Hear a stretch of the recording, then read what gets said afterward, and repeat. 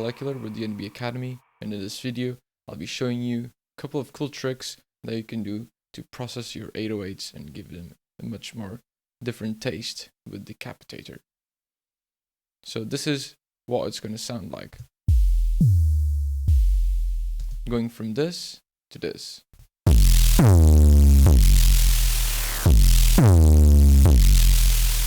So you can see all that movement, texture, and other specific sounds on the 808s just with the Capitator. Before we keep going, don't forget to like and subscribe so we can keep making these videos. Okay, so let's go through the basic sound here in Serum. Just a very, very simple sine wave with some noise on it as well. So we've got LFO1 here, giving a little bit of a pitch attack to the sine wave, which is giving it that little pitch movement. And then also we have a little bit of white noise just standing there. And that white noise is being routed into the filter. And then with the filter, we can control the sound of the white noise.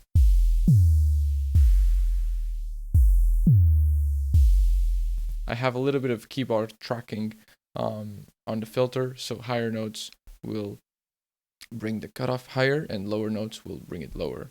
So if I play higher notes,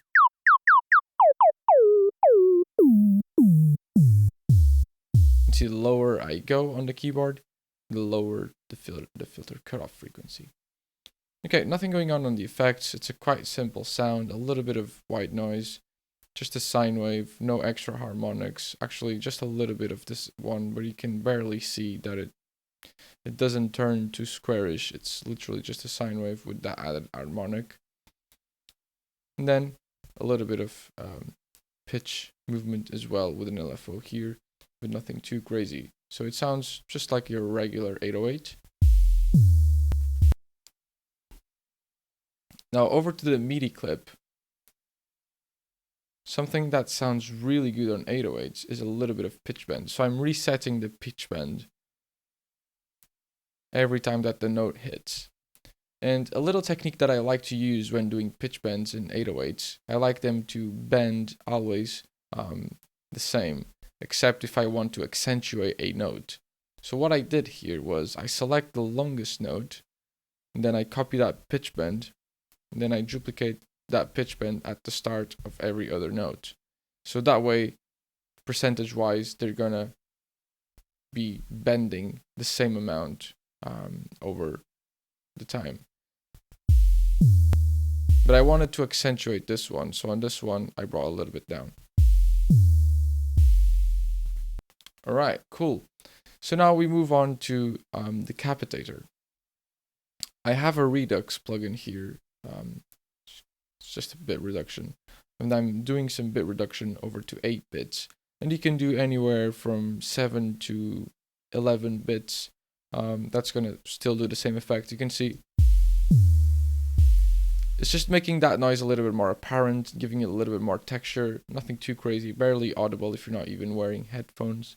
And what this is doing is kind of making it sound more like an old school 808 sound, like from back in the day, where they would run those 808 sounds through old school hardware samplers, kind of giving it that taste. It doesn't need to be 8-bit. 10-bit is still going to give it that same feeling. And now over to the SoundToys effect rack here. So I'm using 2 decapitators, followed one by the other. And why is this important? Because the first decapitator isn't really distorting the sound that much. If I turn this one off, it's giving it a little bit of distortion. But the way that I like to use this first decapitator sometimes is not as aggressive as it is right now even. So just before I explain what's going on in the Capitator, I want you to learn what these different modules do. Okay? So you can quickly go through the manual of the Decapitator and quickly read the full description of these modules and what they're trying to emulate. Okay, so the A is kind of like an MPEX emulation, if I'm not wrong. The E is another preamp style emulation. The N is a Neve style preamp emulation, which sounds really colorful and warm. And the T and P is basically just the triode and the pentode mode in the thermionic Culture Vulture tube distortion hardware. Very, very famous tube distortion hardware. So these two just basically replicate that distortion. So the first three is preamps, and then these two is more like a screaming tube-like distortion. So we can go through all of them.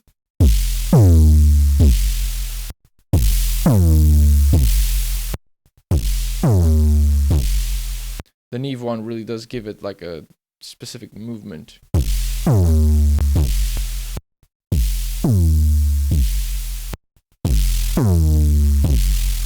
Okay, cool. So what I like to do with the Decapitator, on the first instance of Decapitator, it's not really about distorting it that much. It's actually about making that white noise a little bit more present and kind of shaping that noise. So if we bring the drive all the way down,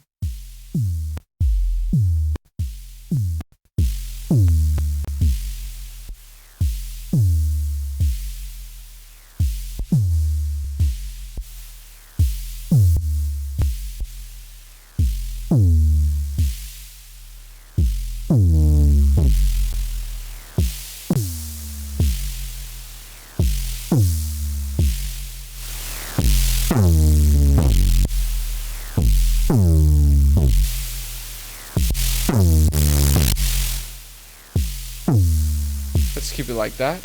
And then on the next one, that's where all the crushing comes from.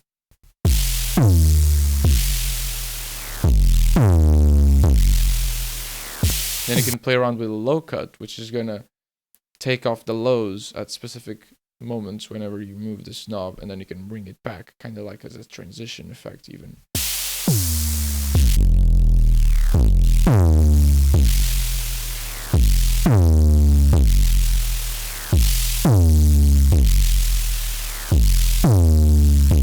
I'm a really big fan of how it makes the white noise really move with the two different instances of the Capitator.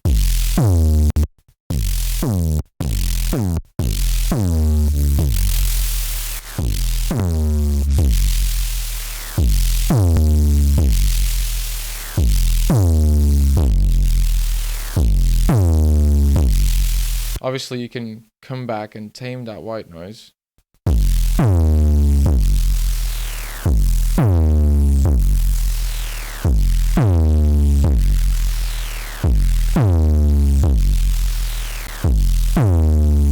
And you can even filter the sound in between the two Decapitators. So going back to the first one. Right now it has an envelope follower.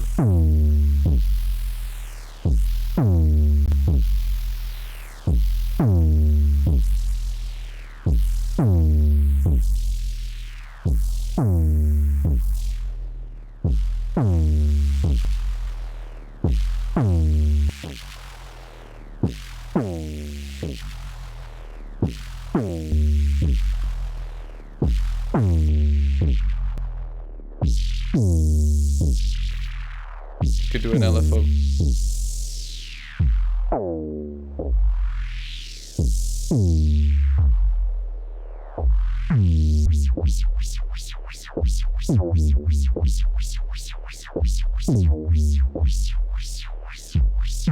There we go.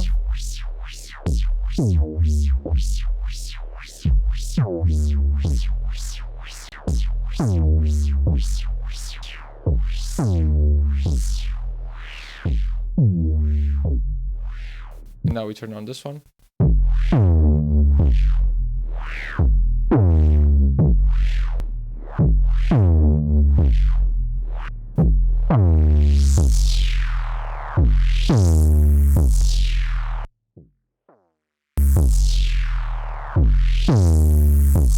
So it's just different ways to give different feelings and vibes to the 808. But the main thing here is the Capitator and how you can make them behave with each other. So let's take this away. And you can see, because of the signal chain, the distortion behaves really different if you don't feed it low frequencies, or if you feed it a lot of high frequencies. So this one just kind of sets the starting point, whereas this one is going to set the ending point.